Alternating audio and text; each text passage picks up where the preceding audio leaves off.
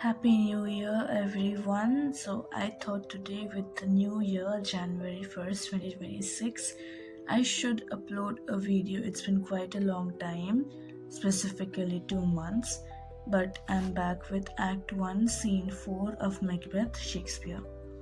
So, till Act 1, Scene 3, we have seen that the three witches have met with Macbeth and Banquo already, and they have provided their respective prophecies to both the gentlemen.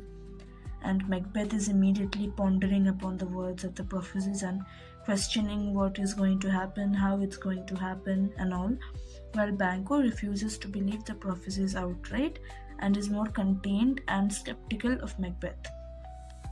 Scene 4 starts in the king's castle, specifically the king's headquarters, and the characters in this scene are King Duncan, Lennox, a nobleman, Malcolm and Donald being the sons of the kings, the princes, and the attendants. So, if you remember that when the play started, we learned that the Thane of Cawdor was a traitor to Duncan, and he had waged war on Duncan. And Macbeth had defeated him. So now Duncan asks, is execution done on Cawdor, or not those in commission yet returned? So Duncan asks that because the Thane of Cawdor was in imprisonment, right? So he asks, has he been executed yet or not? And have those whom I sent to execute Cawdor returned or not? Malcolm, the king's eldest son, replies, my liege, that is my king, they are not yet come back, but I have spoke with one that saw him die, who did report that very frankly he confessed his treasons. So Malcolm says that my king, they have not yet returned, but I did speak to someone else who was there when the Thane of Cawdor was executed, and he said that he confessed his crimes very frankly, implored your highness pardon, and set forth a deep repentance. So the Thane of Cawdor asked that King Duncan might forgive him, and he was repenting. Nothing in his life became him like the leaving it. So nothing that he did in his life was as noble as how he died. He died as one that had been studied in that he died as someone that had perhaps rehearsed on how to die. To throw away the dearest thing he owed was a careless trifle. So he threw away the dearest thing, that is, he threw away his life as if it were a careless little thing. Duncan says, there is no art to find the mind's construction in the face. He was a gentleman on whom I built trust, an absolute trust. This is a paragraph of utmost irony. Duncan says that there is no art, that is, there is no science that can tell me what someone else is thinking about in their mind, which is the same thing that is going to happen with Macbeth. Duncan says he was a gentleman on whom I built my absolute trust. So he does the same with Macbeth. He builds an image of Macbeth in his mind, filled with utmost trust and respect, and it's betrayed once again. And in the direst sense too, he is murdered by Macbeth. So this is an irony. So now finally enter Macbeth, Banquo, Ross, and Angus. Duncan is immediately very joyful, and he immediately speaks to Macbeth. O worthiest cousin, the sin of my ingratitude even now was heavy on me.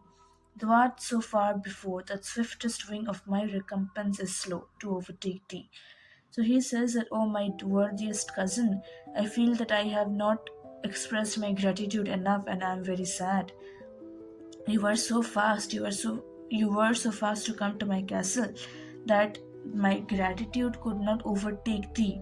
That is what I wanted to express to you, that cannot be expressed in as fast of a time as in you reached my castle. Would thou had deserved less, that the proportion both of thanks and payment might have been mine. So had you been someone who was less deserving, I could have thanked you. But you are so deserving, you are so very honorable and so valiant that I cannot express enough gratitude to you. Only I have left to say, mine is more due than more than all can pay. So the gratitude that I have to show to you is due. It is worth more than anything that I can pay to you. It's so much more than I can pay. Macbeth. The service and the loyalty I owe in doing it pays itself. So Macbeth is of course in front of the king. He's very honorable. He was an honorable man. He was a very loyal and honorable man. So, but of course, he changes later on in the play, but he does not show his true intentions here. Of course, he does not. He tries to sugarcoat the king and says, "In the service and loyalty that I owe in doing it pays itself. So, I am your loyal subject, so you don't have to owe anything to me. I am paying you what I should pay. It's as a duty. Your Highness's part your Highness's part is to receive our duties. Like, you are the king, you should only receive my duties. And our duties are to your throne and state, children and servants. And my duty is to you, your state, your children, your servants, and all, which do but what they should by do everything, save towards your love and honor. So I do everything that I do for your love and to establish my honor upon you and your honor upon your subjects." So he says something like that. Duncan, "Welcome here. So welcome back, welcome here. I have begun to plant thee and will labor to make thee full of growing." So Duncan says that I have planted you as if Macbeth was a seed, and that Duncan has planted Macbeth, and he will take care of Macbeth and watch him grow. Noble Banquo, that has no less deserved, nor must be known, nor less have done so. Let me enfold thee and hold thee to my heart. So this is a rather a rather weird thing, that as a king, Duncan should not have only talked or only congratulated Macbeth first. As a king, he should have congratulated Banquo and said the same words of encouragement and honor to him too.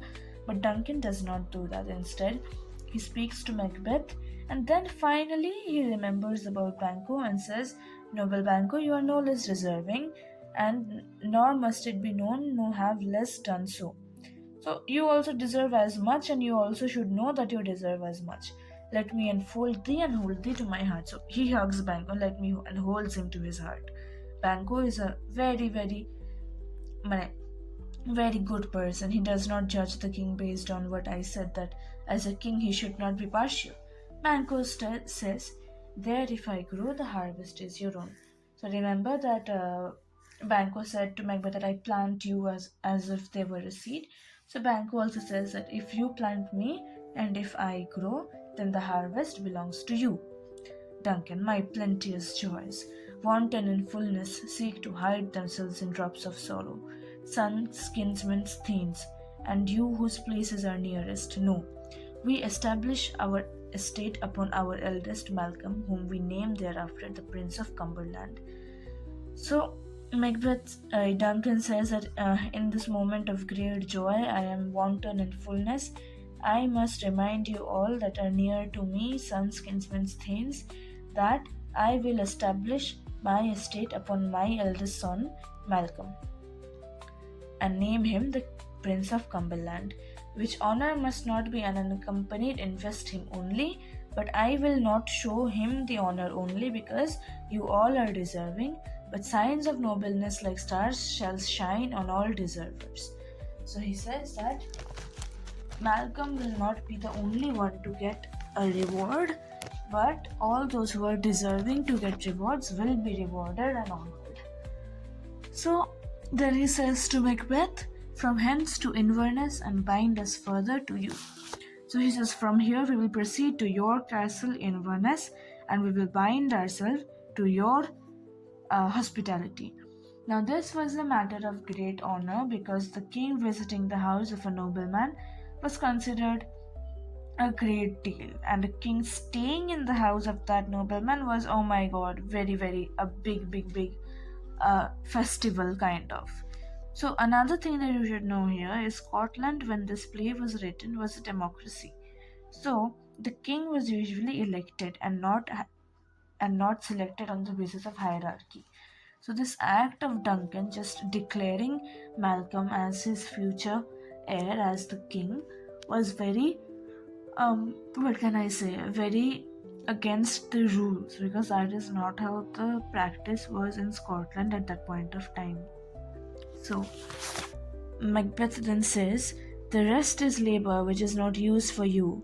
I'll be myself the harbinger and make joyful the hearing of my wife with your approach. So humbly take my leave." So Macbeth says that no, I will not be resting because any time spent in not doing things for the king is time wasted.